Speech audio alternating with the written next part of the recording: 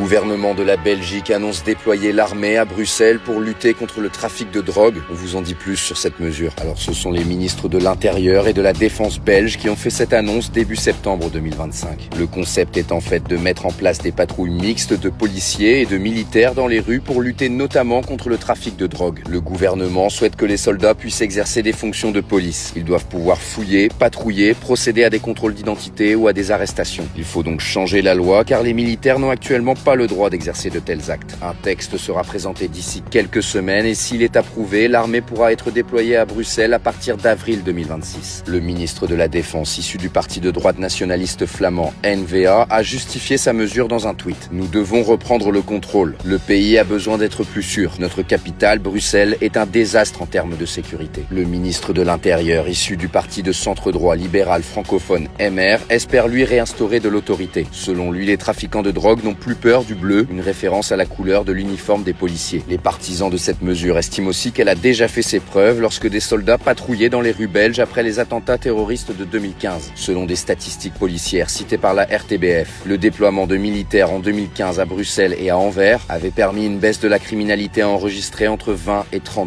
Plusieurs syndicats policiers et militaires doutent cependant de cette mesure, explique la RTBF. Pour eux, il s'agit avant tout d'une mesure de communication qui n'aura que peu d'effet sur les trafics. Ils risquent de déplacer les violences d'un quartier à l'autre plutôt que de les arrêter. Le commandant militaire de la force terrestre de la défense belge, l'équivalent de l'armée de terre, a lui déclaré dans une interview aux médias l'ADH: avec une petite force terrestre comme nous avons, on ne peut pas tout faire. Je ne peux pas à la fois me préparer à un conflit de haute intensité, assurer des missions extérieures et en plus surveiller les rues. L'opposition de gauche est elle aussi opposée à cette mesure. Selon ce député socialiste, la droite veut des militaires dans la rue parce qu'ils ont désinvesti et affaibli la police. Il demande plutôt davantage de moyens pour la police. D'après la RTBF, qui se base sur des calculs de syndicats, le coût d'un militaire déployé en mission en Belgique serait environ 3 fois moins cher à l'État qu'un policier amené à patrouiller à Bruxelles. On précise enfin que la capitale Bruxelles pourrait ne pas être la seule ville concernée en Belgique par le déploiement de l'armée. Le bourgmestre de Mons serait lui aussi intéressé par les patrouilles mixtes de policiers et de soldats. Les villes d'Anvers, Gand, Liège et Charleroi ont aussi été évoquées.